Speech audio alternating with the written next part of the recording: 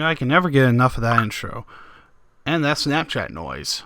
I should have silenced my phone before I even thought of clicking this record button. But you know what? We're past the point of no return, and you know what? We have returned. Welcome back, everyone, to the Pilot Podcast. We call it the Pilot Podcast because I'm terrible at naming things, and I still don't realize that this joke is going to be terrible.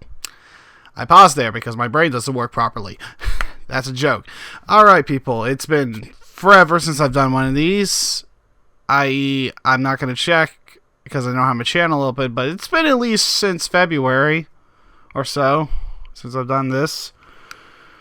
That's pretty bad, but we're back. We're great. We're fantastic. And I'm going to be laying down a quick, I can't do what properly. I'm going to be laying down a quick little update real quick. The podcast's format is updating. Yeah, it's episode 3 and we're updating the format already. That's a great sign of things to come. But we're updating it to no longer encompass each episode to be one topic. Instead, it will be a standard podcast. Standard podcast format. Multiple topics, current events, yada, yada, yada, fun stuff. But I will be mixing up the stuff, because my whole niche for this podcast is I'm going wherever the hell I feel like talking about. Because I can. Unless you come over here and stop me. I don't know my address off the top of my head, but you can come stop me at your leisure. But, alright, we're gonna get into it.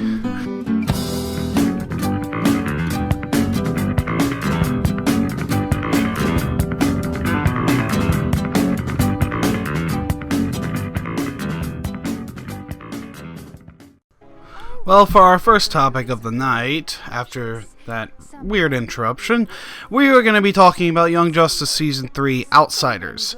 Young Justice Season 3 is something I never thought I would ever see, because usually when shows that are beloved and then randomly get canceled for arbitrary reasons such as toy sales, they usually never make a comeback. And if they do make a comeback, it's decades down the road where the only people who even remember its existence are the very dedicated fans. But the fact that we managed to get a season 3 of this show in itself is a testament. The problem is it was relegated to DC streaming service, which is alright, but the problem with it is there's so many streaming services out there now, and Disney Plus is about to just stranglehold even more of this. It's not economically logical. We're getting to the point to where you might as well just have the cable package and cable satellite package and your streaming packages might as well be the same after you add up all the costs. Because you still have to pay for your internet on top of that. That ain't free, and that ain't cheap if you want good internet, depending on where you live. So, yeah, I'm getting a little off topic here. You notice that. I always do that. I don't know why I do it, but I do it. But on Young Justice Season 3, it picks off, I don't have my notes conclusive enough, because it's been a few weeks since I wrote this down. But it's been about, a few years. I think they said like 3 or 5. It's 3 years. It's definitely 3 years. It's been 3 years since the end of Season 2. They're still not fully over Wally KOing himself at the end of Season 2 to save the world. So, that's still, it's a problem, and it's underlined. It's not a major plot focus, the major plot focus of season 3 itself, it starts out just, Nightwing, he's on his own, he's doing his own thing, and he gathers together a little team of heroes, such as Black Lightning, Superboy, and Artemis, now going by Tigress, and they go on a little excursion to a foreign country. I think it's Sokovia. No, why did I say Sokovia? David, you're a fucking idiot. That's from Marvel. You don't know any of your countries and your fictional comic book universes. How dare you even insinuate that is the same country? God, you fucking idiot. And that's what everyone is screaming right now in the non-existent comment section of this video, because there isn't a comment section of this video because no one comments, Why should we please the algorithm? Back on topic. But but he takes him into Boreska. There's so many. Insert random country name here because I'm running out of the fucking brain power to memorize these things. But he Markovia, that's the country. He goes into Markovia because they think there's a meta teen trafficking ring, which that's a problem now. Meta teens are popping up all over the world since the Reach left, and the Light, which is the main villain, or the Legion of Doom pretty much, has been taking these teens and trafficking them to different planets, to intergalactic dictators, to just regular dictators, to basically be soldiers of war for them, or personal bodyguards. And they've been extremely successful to the point to where the Justice League is having a problem dealing with them, and it doesn't help with the fact that Lex Luthor is Secretary General of the United Nations. So, yeah. But Nightwing takes a covert ops team into the country, and they end up finding a girl that was murdered and buried, pretty much buried alive, but came back from the dead, named Violet. And her hero name ends up being Halo, and they get the son of the king and queen who gets assassinated. I can't remember his name off the top of my head. It's terrible. I know I can't remember things at all.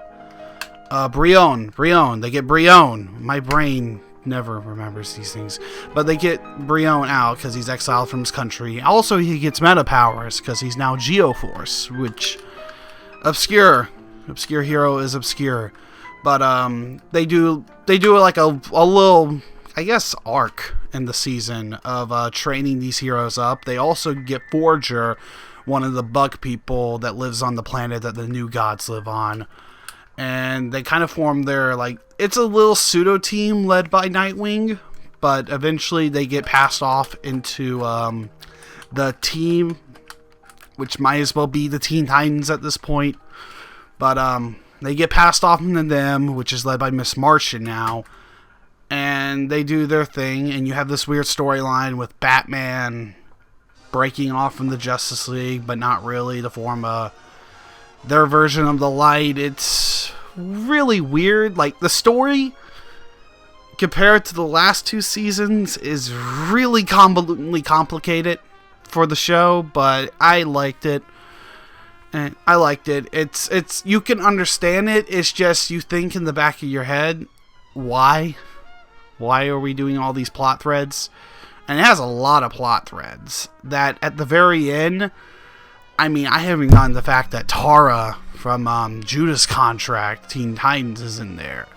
And their version of Judas Contract is basically, they've known it all along, fuck you, Deathstroke, Tara is still gonna be alive and good for now. But, I mean, they do a lot of good things in that season. A lot of things I question, but, all things considered. But it leads off on a really good cliffhanger that gets me excited for a season 4, which is going to be focused probably around the Legion of Superheroes, which, if you don't know, is a group of kid superheroes from the future They're led by a version of Brainiac that's good.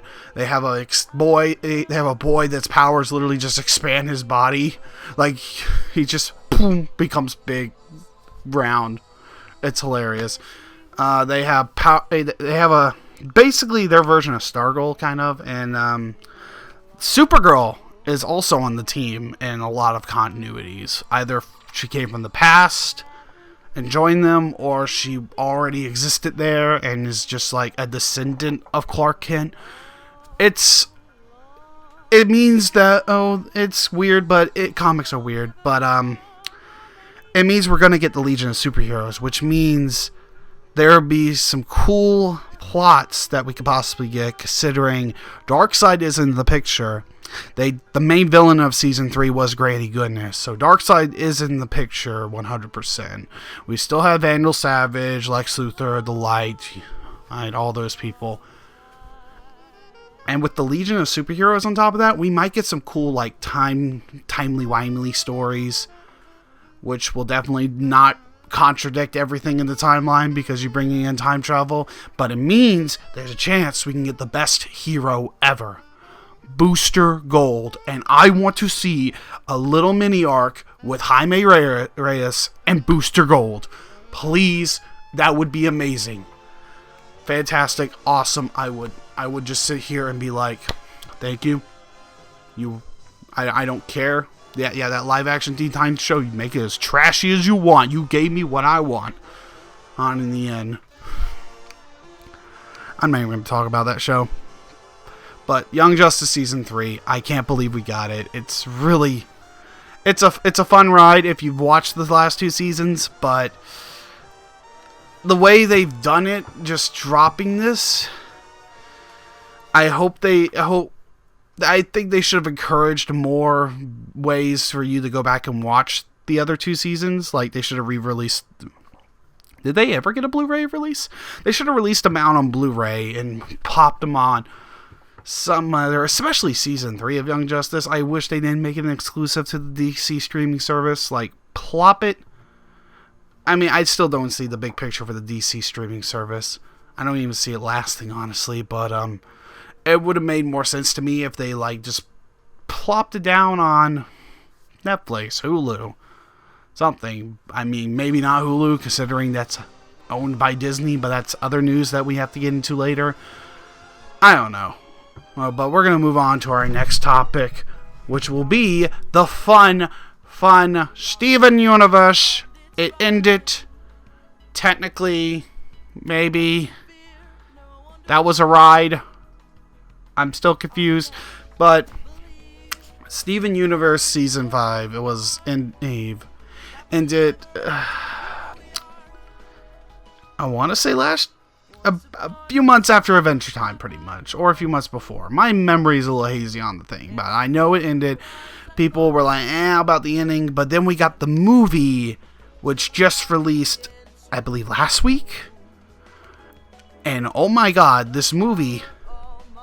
Like, my whole opinion with Steven Universe has always been the fact that the fan base itself... the fan base itself has a lot of problems, to put it very lightly. And the show itself has its own problems, but some of them lead up to the fact that the 2 big problems with the show itself discarding the fan base is... episode layout and the scheduling, which partially is Cartoon Network fault and partially Rebecca Sugar's fault, whatever way you put it. Like, I mean, Cartoon Network for delaying it constantly, and Rebecca Sugar for knowing that it was getting delayed, because I bet you 100% after the first delay they should have been you can excuse the first delay for the problems, but once you start noticing like 2 or 3 more delays, you should be able to start restructuring how you format these episodes to better handle the fact that they only get released in little Steve and Mom batches. And that leads into the second part. The formatting of the show was terrible. Like, you get one story episode and then a bunch of little Beach City or Slice of Life episodes, which they weren't bad. My thing with, like, a lot of people don't like the Beach City characters. I personally think they're alright. They add to the show, and people also complain about the fact that the show is in a first-person perspective instead of a second-person like most normal shows are. It doesn't bother me that much. Like, the show can follow around Steven Universe. It is called Steven Universe. It can do whatever it wants. It's called that for the point, but to make the show inevitably better, you can keep it with Steven as, like, the sole focus. Like, he has to be there for the thing to progress. The problem is that they don't do enough with that, as in they don't have him come around so we can see other characters develop a little better.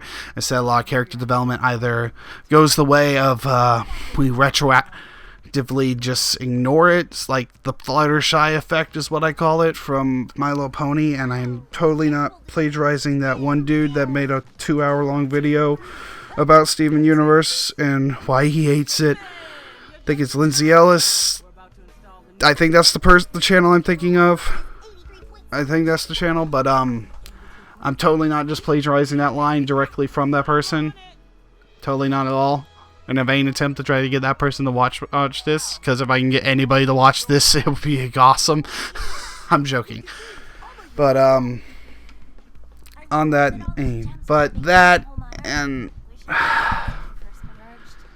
why do you have to do one story episode and then all of a sudden you just throw the story to the wayside and you do a bunch of little side stories, a little fun slice of life episodes in the story episodes again?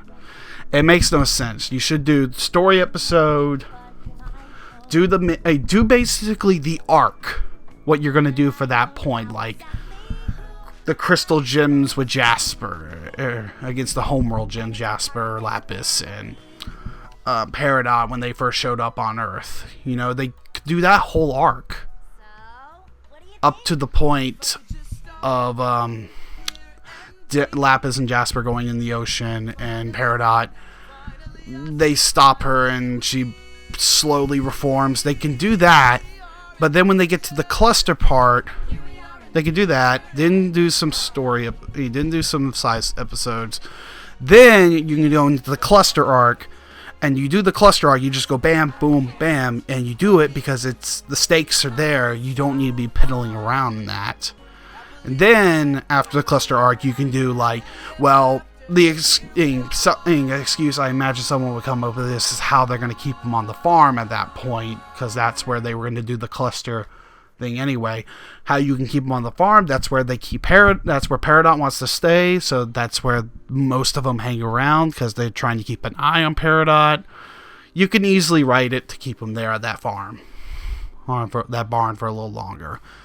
You know, and then after that you can do like that watermelon episode right before they go back into the cluster and all that. It's like that's the problem. I mean, the characterization of the whole their fascist diamonds and Pink Diamond is a shitty character, yada yada yada. I don't care. I actually kind of like what they did with the Pink Diamond Rose Quartz thing, even though it's the most obvious answer to it. I mean, in hindsight, hindsight is, back then we didn't know, but for all intents and purposes, it works. It does the story, and I actually think it's kind of good because, you know, you start out with Rose Quartz being this higher than life figure. The Crystal Gems looked up to her. She was the greatest among them, and then you slowly learn how she isn't the person that you think, with like the Bismuth incident and all that. And then you learn about Pink Diamond, and then you're like, huh, there's another diamond, because at this point you only know about yellow and I think blue at that point. You don't even know about white. There's speculations about white at that point because of like the 4 diamond symbols, but you learn about Pink Diamond. You learn that Rose shattered her, and you're like, okay, yeah. And then you slowly, it's like you build up the image. At the beginning, Rose Quartz is the best person in the universe. And by the end, even in the movie, Stephen quotes, I could totally see my mom doing that with how bad of a person. She may have good intentions, but ultimately she's a child. So people putting her up on this pedestal is their own fault. It's false deifying, pretty much. And I think it's alright. I mean, okay, we're not going to be able to change it. So I'm taking it what it is. I can like what it could be, but for all intents and purposes, it's average. But moving on after that context into the movie itself addresses a lot of things that, first of all, because it's a movie, they can't, do the, let's do 1 hour, 30 minutes of talking about Lars and how he's a douchebag because he works at a donut shop. They don't have to do shit like that. Instead, they go directly into... They do a little song and dances. I love the music in this movie. I love the music in the whole show, but I love the music in this movie. And they go through the story. I think the villain's alright. I mean, it's probably the most self-aware of the villains that we've gotten. Because, Spinell knows straight up that... She was going to this planet to literally kill strangers because she didn't know who any of them were. She might know who Pearl was, but Steven's not Pink Diamond, and she knows that. But she's going there anyway because, what the fuck do you do after standing still for 6,000 years because your master, best friend person just basically said, stand still. Just stand there. I'll be right back. Goes, gets cigarettes, never comes back. How do you feel after that? You would be irrational. You would, if you saw that, oh, she's dead. She has a son. Why the fuck does she get a happy ending? And I've just been standing here for 6,000 years. Fuck that. I'm going to take my anger. She basically just, from a psychological perspective, it doesn't seem outlandish, the fact that the first thing she would do is, let's go I need to fuck some shit up. And she put all of her anger into Steven because that's the closest facsimile she can get to her anger to Pink Diamond. And people might ask how she get the injector, the scythe weapon that disruptor? Isn't that what it's called? I think that's what it's called. Hey Jim, is that what it's called? I don't know. Alright. Yellow Diamond herself even says at the beginning of the movie that she dismantled her armies and liberated her colonies, which means in the real world, your military equipment just doesn't, poof, bye-bye, it disappears. It doesn't disappear. It gets repurposed, reused, or just abandoned. The Taliban still use a lot of leftover Soviet equipment from the Soviet-Afghan war. That right there should be tell you enough. So that can explain why she got it. Maybe she went to a depot or found it laying around. They have to have a bunch of surplus considering they were a multi-planet huge galactic empire. They have to have a lot of military equipment just laying around, especially if you just all of a sudden dismantled the army 3 years ago. Makes sense enough for me. And the movie does alright. It does everything it needs to do. It has great songs, great character moments. It's like an encapsulation of the good points of the show, all just squished into an hour, 30 minutes, which is how long I think it is. In fact, I can tell you exactly how long it is if you give me 1 second to pull it up because I have it downloaded. It's 1 hour and a billion seconds because it is 1 hour, 22 minutes, 43 seconds. Exactly. Yep. It's great though. Oh, I like Bismuth gets a good song. Fucking Steg is what they're calling that fusion. The fusion between Greg and Steven, which was, I did not expect was going to happen. And when it happened, my jaw literally dropped, and I questioned everything I knew about myself and my sexuality, because, dear God, do we have the file footage? Put up the file footage or the picture, wherever we have. It's amazing. This is the best JoJo character we ever gotten. And it's, to me, it had the big E. I don't care. It's called Steg. It's Mr. Universe to me. You got Steven Universe, Greg Universe. It's Mr. Universe. That's what's always going to be in my head. Great E. And he had a fantastic song. And fun fact, the voice actor for him and the voice actress for Opal actually are in an indie band together, which is really cool because they had a little duet there in the song. So I like that, and all the singers were on point, especially the what's his name? I can never Zach Callison. Zach Callison. The kid did a fantastic. I think he's actually older than me. The kid did a fantastic job. Well, probably because of the fact he could, actually use his voice instead of having to go, "Hi, Steven!" and kill his throat every 7 seconds, because he had to sound like a 13-year-old who's just now starting to go through puberty. So the fact that he got to use his normal voice and was able to use that through his vocal range, through his singing, I think was fantastic. And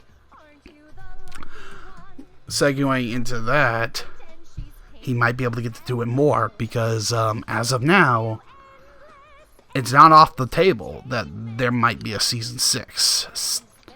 So the show frontrunner, Rebecca Sugar, doesn't want this to be the last we see of them. So, and Cartoon Network hasn't outright stop cancellation of the series. It's still up, so they can still order.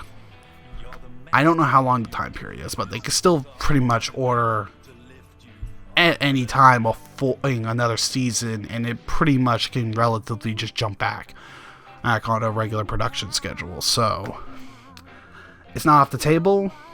Will it happen? I don't know. The movie seems to have done successfully enough to where they might be considering it.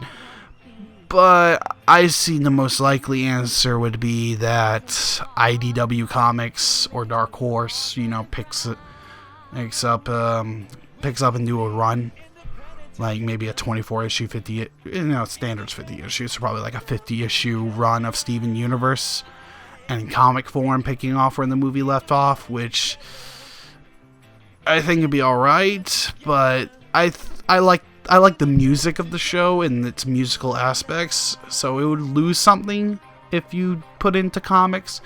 I mean, there's one thing I think people complain about the animation of the show, and yes, there's inconsistencies in the animation, and I mean, that happens. The storyboarding, though, is the main problem for that, but it happens in pretty much any show, and it's never a big problem for me, because most of the, quote, animation inconsistencies is for background objects, not something that you're focusing on in frame. So, I mean, the only people who really complain about that are the ones who, pause on these frames and are like, oh, I see that one character is bigger than other character, even though they're not canonically. It is terrible show. 0 out of 10. You have been served. I am better at analyzing this show entirely because I was able to pick that out. Yes, indeed. It doesn't really matter. Does it? If the animation is a key part of the whole process, yes, but does it?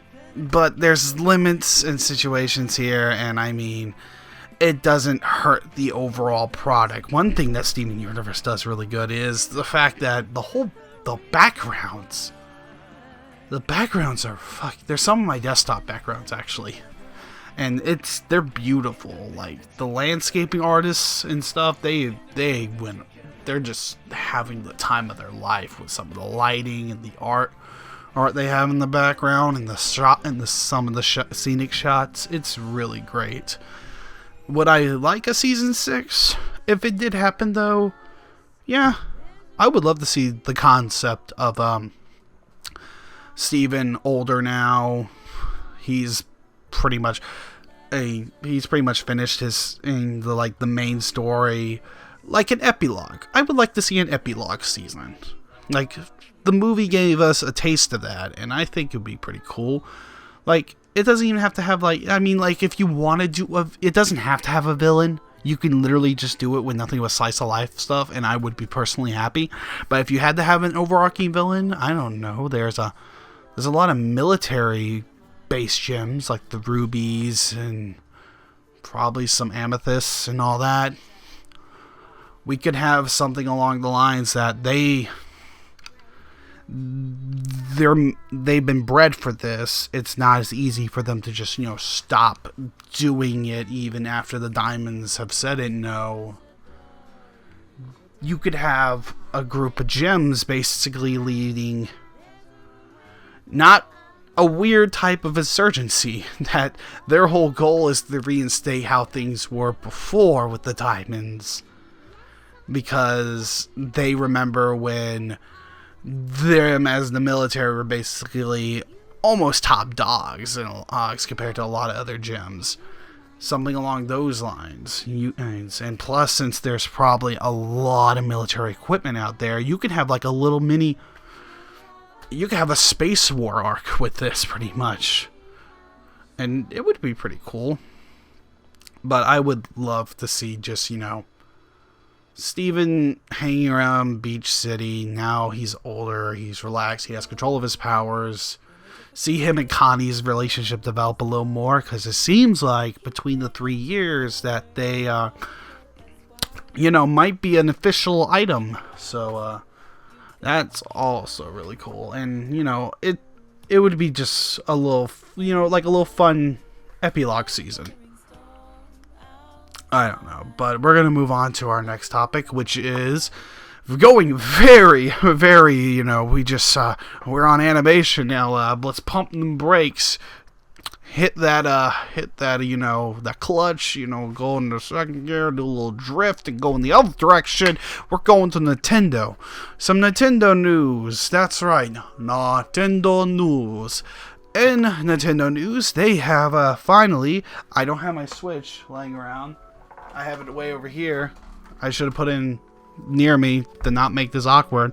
But the Switch recently got Super Nintendo games added to its online service. So whenever you have a Nintendo online subscription, you normally get access to a library of NES games. You now get access to a library of Super Nintendo games, which freaking finally, really? It took them this long to do it? How did it take them this long to do it? What was the hard part of doing it? I'm not complaining. I'm just more questioning the fact. But this leaves up a lot of possibilities. We might be able to get, a Nintendo 64 style version of this. People are saying, oh, GameCube, do GameCube. And I know, I'm in that group. I was born in 97. My main memory, I had it in 64, but my main memories are from the GameCube. And the GameCube was awesome. But I don't think Nintendo themselves, we know how Nintendo works now, and people should know. If you don't know how Nintendo works now, you just don't pay attention. They're not, especially since they've barely done anything in 64, and just to skip that and go to GameCube, I don't think they're going to do that. In fact, I think, especially with Banjo, because that's another thing, Banjo-Kazooie being a Smash Brothers best moment of my adult life now. As of now, it may change in the future, but I think with Banjo-Kazooie being in it, it means Microsoft is on, has a semi on board partnership with Nintendo. We might be able to get probably not an N64 online mode like the Super Nintendo app and the NES app on the Switch. But we might be able to start getting re-releases or very unlikely, but possibly HD remasters of some N64 games, such as an Ocarina of Time port, probably the 3DS port, because that would be, it would look the better, and it would be a lot more, it would make a lot more sense for Nintendo to do that than just throw out another version of in the N64 Ocarina of Time, because people would complain less about that. Same with the Majora's Mask, but you might get an HD remaster if we live in the perfect timeline. We can get a Mario 64 port, or I hope to God it's a remaster. I would sell whatever left of my soul there is for a Super Mario 64 fucking 1080p HD remaster, beautiful updated, it's polygonal graphics. I would die from shock and amazement. But with Banjo being in Smash Brothers, there's a chance you can get Banjo-Kazooie on the eShop. A Banjo, or they did Rare Rewind, or wherever that was called, for the Xbox One a few years ago. A port of that onto the eShop with the Nintendo Rare stuff on it. So you'll have Banjo-Kazooie, you have Banjo-Tooie, Conker's Bad Fur Day. I don't know if Conker's Bad Fur Day was even on the Rare Rewind. I know Banjo-Kazooie was. But you can get those, you can get other rare games, and you can get Diddy Kong Racing and Donkey Kong Countries 1, 2, and 3. Imagine that. That would be awesome. I would pay $50-$60 for that. I think it'd be worth it with the great, fantastic games you would get access to. Oh, and Nintendo announced, what's his name? I don't even know the guy's name. It's a dude from some SNK, King of Fighters? I don't know, some SNK game. I don't know him personally. I'm not a big Neo Geo fan. I mean, that's before my time and of my retro gaming delving. I've never really gotten much into Neo Geo besides, I think, Metal Slug, because I think that was a franchise that started on there. I played Metal Slugs like 1, 2, and 3, and I think that's about it from my Neo Geo experience. But third-party characters are always great, and third-party characters that are in other fighting games I think work really well with Smash Brothers, because it gives kind of like an introductory, kind of like with Ryu and Ken from Street Fighter and Smash Brothers. It gives you an introductory version of these characters. If you're a younger child and you've never really played a Street Fighter game, you look at that and you be like, oh, that character's cool. And then you see him on the box art of another game and you're like, oh. And then it gets you into a more technical, advanced fighting game. So I think that's pretty cool and all. And, Mr. Megalovania himself appearing in the game now as a costume. Yes, I know. But I mean, they threw in the remix and all that. I mean, I'm glad for Toby Fox doing it. It's just people are now never going to shut up about it. So, it happened. It's a thing. It happened. I don't know how many more characters Nintendo said they're going to be throwing into the Smash Brothers, but if they stop after another one, I think a cool thing they could do for like a Season 2 type deal of the DLC pass would be to release Echo Fighters, like a whole Echo Fighter type thing. I think that'd be cool, People clamor, Shadow is an assist trophy, but people want Shadow in the game. And I have to adjust my mic, it would make a little more sense for, now you probably are hearing a lot of noise because my boom stand's crap. It would make a lot of sense, and I don't think it'd be that hard. The Echo Fighters don't seem like they were really that difficult to implement into the game itself. The hardest part would be the balancing. That's usually the hardest part of any fighting game. But introducing Shadow, He could be a slightly slower, more powerful hitting Sonic, and I mean they could add in like a few a little minor things to differentiate him, like, you know, his chaos powers, like Chaos Sphere Control. His final smash, instead of being Super Shadow, could be Chaos Blast.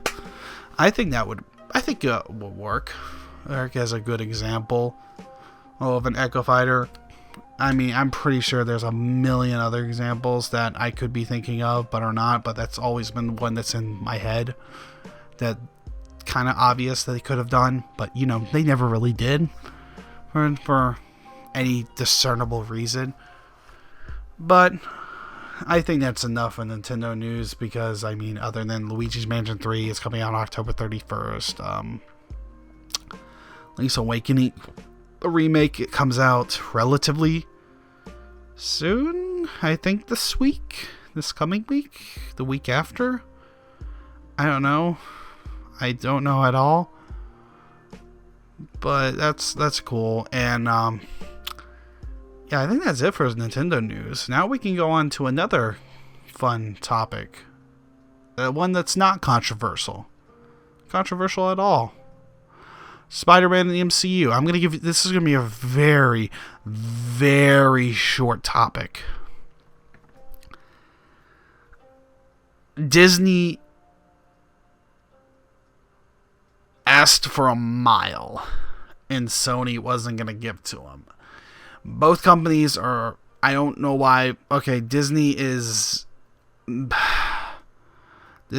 big company, and we all look at them as the bad guy now, and yada yada yada. And people think, oh, they're just gonna, you know, buy Sony. It makes no sense for them to buy Sony. I mean, just for Spider-Man. Disney has survived, the MCU has survived before Spider-Man, and it will survive after Spider-Man. It's just always gonna feel weird that we had him at one point, and now that we just don't have him anymore.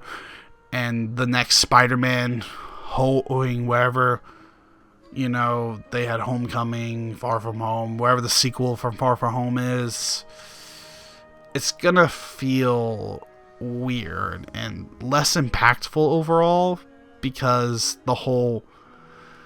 I don't think they're gonna just outright just go ahead and reboot it, because at this point, Far From Home didn't made enough. I mean, Far From Home and the Tom Holland Spider-Man is probably the best Spider-Man we've ever gotten. I'm gonna say that right now. I think it actually is the best Spider-Man we've ever gotten, because he feels like Spider-Man. And people will argue about the Tobey Maguire or Andrew Garfield's, but that's the general audience. And honestly, yes, to be frankly honest, the general audience will take almost anything. The Disney live action remakes are enough proof of that. The general audience will take pretty much anything that's given to them. I think, as a fan of Spider-Man, as a person who reads into the character and knows his story through the comics over the years, I think Tom Holland was the best Spider-Man, and is the best Spider-Man we have ever gotten, because he feels the closest to that underdog kid from the Queens that just wants to help out the little guy, but gets in over in his head, and he's smart, but he's not the most logical of them all. Like, he feels like a little kid. He feels like a little kid who's nerdy, and he got superpowers, and now he's just like, well, I have this, and, you know, he goes through the whole shtick. Great power comes with great responsibility, and all that. And they done the twist where Tony Stark is his pseudo Uncle Ben exists in the universe, in the MC, existed in that Spider-Man world. They've just never outright stated it. People have always asked that. Why should they? Like, why do we have to go through a whole other... It's like Batman. It's like the Batman origin story. Why do we have to go through that again? People should know by now. Even little kids that have never seen Spider-Man before, I'm pretty sure can walk in that theater and they could be told even beforehand, or they can gather enough information from themselves. Like, I mean, people should realize that, yes, something traumatic happened that made Spider-Man go on to this path instead of, I have superpowers, I must be good guy now. Up and away. I think most people know by now. And, making a whole half of a movie being he gets his powers, he does shit, yada yada yada, shouldn't be done anymore with the big time heroes like Superman, Batman, Spider-Man, or hell, maybe even the X-Men. It shouldn't be done. Like, we know how they got them, we know how they do it. Just bring us to this character so we can get more of them being them instead of them before they're them. I don't know if I'm making any sense, but I think that's the point. I don't make any sense at all, and I know it. And I derailed off topic, but the Sony Spider-Man deal is that Sony is going to still make Spider-Man movies. They own Spider-Man. They're going to try to do this Spider-Man, their own version of the MCU with Spider-Man again, which didn't work out great. Okay, Disney was wrong to just go in and be like, I want 50-50 down the middle, even though Disney is more of like an executive producer role in it. Like, they dictate the direction of the movie and all that, but Sony is footing the bill for it. And even you can't even bring up the fact of merchandising, and Sony might have that because Sony doesn't. Sony sold that back to Marvel, I think I want to say about the time Amazing Spider-Man 2 came out, if not right after or before. They sold the rights of them back, and Spider-Man as a merchandising product makes billions worldwide compared to any other superhero. So that's another problem. Sony foots the bill for the movie, and they only get back so much of the revenue from said movie just because it's in a big cinematic universe called the MCU that's owned by Marvel Studios, which is owned by Disney. I think Disney should have just kept the 5%. They're still making a bunch of money off of it, and they are relatively doing little to no work into it. It's a safe investment. So them being like, I want more money, is pretty stupid in their hindsight, because now, from a public perspective, they're being viewed as, well, you're a fucking idiot. You just lost Spider-Man. Something that we all personally loved and really enjoyed in the MCU, and now it's gone. So, and Disney's too proud of a company to probably revoke and come back on this, so we're probably going to have to wait for Sony to blow it up again, which leads me to the Sony thing. People are like, well, Spider-Verse is great, and Spider-Man 1 and 2 are awesome, but may we remind you, Spider-Man 1 and 2, yes, the Tobey Maguire Spider-Man is an alright film. They're alright. Even now, today, they are great. They're good movies. But they, compared to how the character is, it's weird. It's a weird relationship. It's a weird thing. Like, they're obviously from that time, and they aged for nostalgia purposes, they're great, but from a modern day perspective, like, if you plop down Tobey Maguire Spider-Man 1, 2, and 3 tomorrow, in this climate, in this era of superhero movies and all that, they would be destroyed. They would not survive. In fact, I think if you plop them down today with no nostalgia on top of them, I think people would be like, yeah, Spider-Man 1 was alright. And then they would be like, oh, Spider-Man 2 was, better, but it's nowhere near as good as the Avengers. And then Spider-Man 3 would just be demolished at the box office. So that's another thing. People can't get the nostalgia out of their eyes, and that's a problem.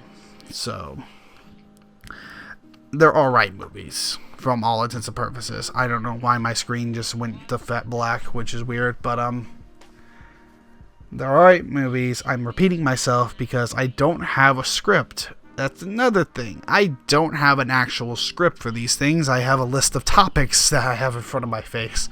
And my brain is just, let's improv this shit because you're too lazy to actually write out a script, because writing out scripts are very hard. Very hard if you're not good at particularly writing anything, and particularly good at reading from a screen off the top of your head out loud. So, yeah, it's fun. Theater was never my major thing, so I'm not good at, just spewing what's in front of me. I'm better at just talking my mind, but my problem is I get off topic. I don't know about I don't know the right words. I don't know the right words to say, yada, yada, yada. I'm derailing like I am right now, very off course. But back on the Spider-Man thing, the old Spider-Man movies are alright. Into the Spider-Verse is one of the best animated movies I've seen in recent memory. If not it could definitely be up there from one of the best animated movies of all time. Personally honest, but I think we need to think about that. That's a one thing. Now, that might have been lighting in the bottle. We don't know if that could be replicated. Like, Into the Spider-Verse 2 could be terrible. Like, it could be the worst thing ever. So, I wouldn't count my chickens before they hatch. And Sony's track record with Spider-Man, I mean, yes, I would say out of all of it, they've made, honest to God, 2 good movies. But then you remember, they have made 3 plus 2 plus another one. They have made 6 total Spider-Man movies, and 6 of that is good. We might have a problem here, okay? Like, does anybody want... I mean, do you want to hire a doctor that's performed on 6 patients, and 2 of them are lived, the other 4 are dead? I don't think that's good. And I'm not counting Venom. Venom is just a thing. In fact, I think Venom 2 will probably be pretty bad. Because Venom 1 was just an alright, average, good, cheesy summer blockbuster movie. That you go, you sit down, you eat your popcorn, you watch. It's not something I would envision encompassing a larger universe well. I mean, they could definitely make it work in the MCU just because how the MCU is structured. But if they start putting that into the Spider-Man films as of now, I just don't think Sony's going to do this well. And I think people who are in Sony's corner and like, yeah, this is alright, Sony's headed into the Spider-Verse, it's going to be good. I don't think they realize or remember exactly the situation Spider-Man was in a few years ago after Amazing Spider-Man 2. Things looked really bad. Like, really bad. About as bad as Fan 4 Stick. If not, you can argue maybe worse. It was bad. Like, to the point to where that deal Sony made with Disney was like the collective, holy crap, Spider-Man is saved. So, I hope in the future that we can get Spider-Man back in the MCU, but for all intents and purposes, I think the only way Sony is going to give him he's going to end back into Disney's hands is when Sony eventually folds its movie studio and Disney just swoops in and says, I will give you, I don't know, a few $100 million for the Spider-Man franchise, maybe $1 billion for the movie rights. I think that's what's going to end up happening because Disney has all the fucking entertainment money in the world now. It doesn't look good for our web slinger. But we're going to move on into the next topic after I take a sip of my beer. And our next topic is going to be, you know how the last one I said was going to be short? I promise you, this one's going to be short because it's about me. It's about, okay. January it was, but January was my 10th year anniversary of being on YouTube. Yes, my channel says I started in like 2013 as Raggedviking, but I had a previous channel before that called New Sonic the Hedgehog, which was a trip. I don't like thinking about it, but I remember it happened. So it started in 2009. So for all intents and purposes, I have been on YouTube I've been on the site as a creator for 10 years now. And all I can say is I have a collective total of all time, like 200 subscribers. So across both channels. Yep. I haven't accomplished anything. And I mean, at this point, if you asked a younger version of me, he would have been bitching and moaning about it. But now it's just, this is a hobby. This is just something I do in my spare time when I feel like it. And some of my friends watch it. Some of them just don't. It depends on what I upload. But I don't know. I just do it. I just do it because I want to. And I think that's all that really matters in the end. I don't think you need to be... If the person that does it doesn't want to do it, I think that overall hurts it. But if the person wants to do it, I think that ultimately creates a better product. And it doesn't matter when succeed, 1 billion subscribers, 1 subscriber, 1 view, 1 million views. As long as you're happy with what you put out there, you shouldn't really care about what anybody else thinks. So, yeah, and slight channel update. Since I'm already here, Pokemon's Rock Lock is almost done. As of this recording, I have to edit up parts and get them uploaded. After that, I'm going to finish my Sonic Adventure 2 and Mother Russia Bleeds. And then after that, I'm going to jump straight into Bloodstain. And then after that, I don't know. I'm thinking about maybe doing Minecraft again, getting a crack at that. It's been a long time. I could possibly do a mod pack, or I can go back and do Survival Vanilla with all the new updates. I'm not 100% sure yet, and I'm thinking about if I can get my friend on board.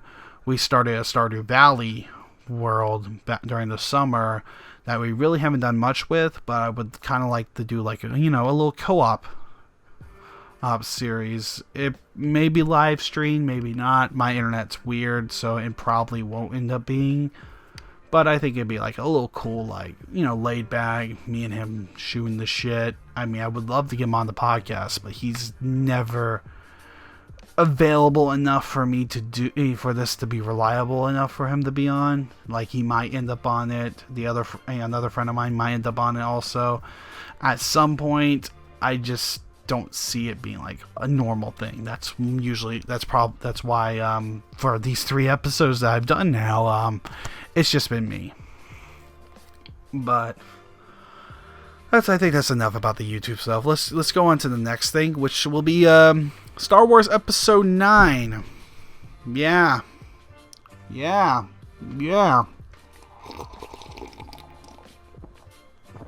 take a big, you know what? I got some sake here. I think I'm gonna need a little more before I start talking about this. Tastes like and it tastes like weeb. But Star Wars Episode 9. I'm gonna sit on the edge of my seat, and I am fully prepared for this to explode in my face and be the worst movie I've ever seen in my life. And Star Wars, I can declare, was fucking destroyed by Disney. Or this can be a good movie. I mean, all this movie has to do is feel conclusive enough to be an ending to this trilogy. Not trilogy anymore. What's a 9 what do you call a 9 episode saga? I mean, there's a word for it, but the saga, the Skywalker saga is what they're calling it. As an ending for that, I think that if they can just tie it up, put a bow on it, and make it end pulling on the strings just enough to where the general audience and even some of the fans are like, yeah, I can accept that, then I think that would be a win for Disney and for the franchise. But after the taste Last Jedi is left in my mouth, I'm in the show me. Like, I have to see this to be. I'm not gonna believe this movie is good until I see it's good. But I'm going to give it the benefit of the doubt that it's not going to be terrible until I've seen it being terrible. So I'm on the fence. And I'm going to sway back and forth until I see it. And then once I see it, I'm either going to plop my face down onto the ground and cry. Or I'm going to fall backwards and I'm going to be like, holy shit, they did it. So yeah. And I mean, the only thing you can speculate about the movie now is like, oh, you know, is Rey going to be the dark side? Yada, yada, yada. And I want you to ask yourself, does that make any fucking sense? Say that out loud. Say what you're gonna type, what you type in on your boards, your YouTube comments, and what you're about to say in your, and what you're about to say and all that. It's like, just say everything in your head. Hey, say everything in your head out loud first before you type it out about what you think is going to happen in this movie and your wild speculations. And I want you to think, does this make sense from a movie perspective? Does this make sense from the franchise perspective? Does that make sense from a perspective of a J.J. Abrams production? Because this is his movie. He's going to make it how he wants to do it.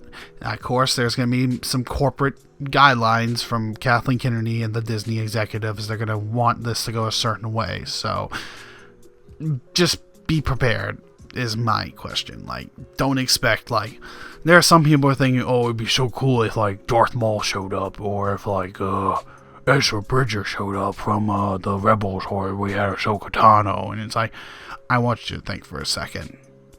Maul's dead. How the fuck would he come back? Number 2, we have never seen a TV character cross over into, like, a movie, make a full appearance, besides Chopper in that brief cameo in Rogue One, and hearing Syndulla's name, and seeing what probably is the Spectre, wherever, the Ghost, that's the name of the ship from Rebels in Rogue One. I think that's the closest you're going to get to, like, a full-on, like, remember this character from the TV show? Yeah, he's in the movie now. I think that's the closest we're ever going to get, because I think there's a clear divide between what's in the movies and what's in the TV shows, even though they take place in the same universe and the same timelines. I think there's, you know, they don't want you to see something and then be like, well, now I have to go back and watch all of it. They want you to be able to watch the movies and the TV shows and have a great understanding, or if you want to, just watch the TV shows, and if you want to, just watch the movies and have still that understanding. You don't have to, but if you've seen both, you'd be like, oh, well, I know that you get a little extra. I think that's what they're gonna keep, so I wouldn't expect anything outlandish. But that's enough about Star Wars. I want to talk about something for my last topic, something I really enjoyed watching, and something that, you know, really surprised me. I never heard of until I saw the show and then went back and read it. And that is The Boys, a beautiful telling of the superhero parody, pretty much. It's a parody show, and, well, not really, but it's structured almost like it. And The Boys is an Amazon Prime original, which Amazon has been hitting it out of the park with some of these original shows. I think they do some really cool concepts, and they do some really cool stories, and they adapt some things that most people never really think of. Like, they adapt some cool stories from literature. They adapted The Boys from a graphic novel, and I think overall Amazon's done really good with their streaming stuff, plus on the top of the fact that it's basically a free add-on to your Amazon Prime membership that you already have, which in itself is really cool. So, The Boys stars this young man. He's, you know, he's an average Joe. He works his 9-to-5 job. He has the girl of his dreams. He's getting ready to ask her to marry him. And then she's unceremoniously just slaughtered. Because that world's version of the Flash ran into her going Mach 6. And one moment she was there, one moment was gone, and that affected him tremendously. And his goal from that point is to get revenge on that, because no action was taken. That man committed a crime and got away with it, and that just kind of shows, like, the whole show in itself is a cool story about how superheroes would realistically, if they were real, if superheroes were real, how it would realistically happen in our society. If you plop down a Superman, a Wonder Woman, a Flash, a Batman, an Aquaman, and fucking insert random hero, an Invisible Man even. Like, you plop down a superheroes from the land of comics into the real world, how would that function in our normal society? And I think with powers, not like how Watchmen does it, where Dr. Manhattan's the really only one with powers, and the other people are just, guys who wear costumes because their parents read comic books, and they were like, let's do that. This is more like along the lines of, you have actual powers and all that. And I think the show does it really spot on the realistic aspect, and also, the preaching, like the message it tries to bring, like it does, like the whole idea is like, superheroes, and the fact that they're like larger than life, and they can pretty much do whatever the hell they want, and they can cover up terrible catastrophes and basically have little to no consequences happen to them, is a metaphor for politicians and people of politicians, billionaires, movie stars, all that, people of high social standing and high power, and how they can pretty much operate on an entirely different level from the rest of society and a whole different set of rules. They kind of run with that, and I think that's a cool way of, like, introducing that topic into people who may not be, as politically minded or have read well into, things throughout history and even modern events about people covering up stuff, doing terrible things, and having seemingly, just the power to get away with anything they want. So I think the show does that message really well, and you have the boys who and themselves are a metaphor for whistleblowers almost, or counterintelligence people trying to take down these type of people who are corrupt and all that. And I think the show is really well, and the fact that it's getting a season 2 and it goes past what the original graphic novel had, I think will allow the show to get its own identity. It uses the material. It does a lot of shots from when I read the graphic novel. It does a really good job faithfully adapting it, but it also does enough to, which I think is good. Like, it does enough to make that it respects the source material, but it realizes it's in a live action setting now.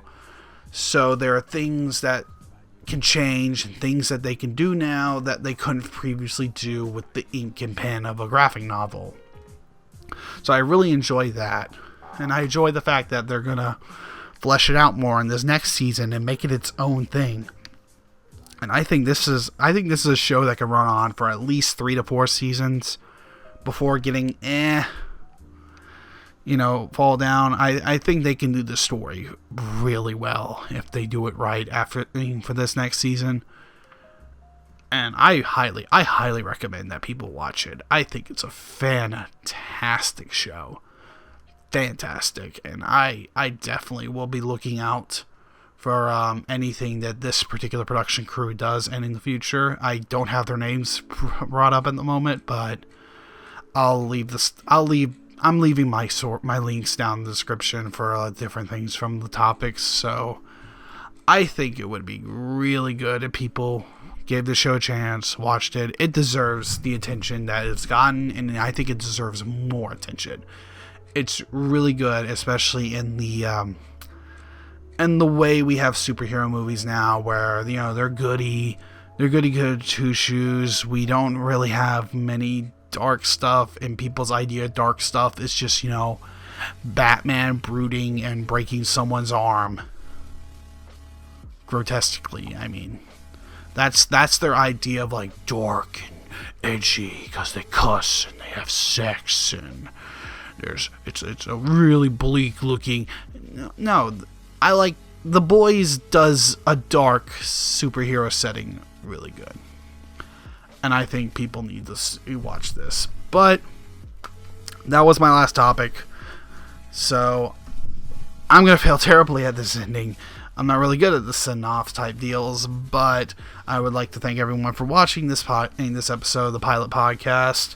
Remember, the Pilot Podcast is here to stay, and I will now start trying to upload it at least once every 2 weeks, if not once a week.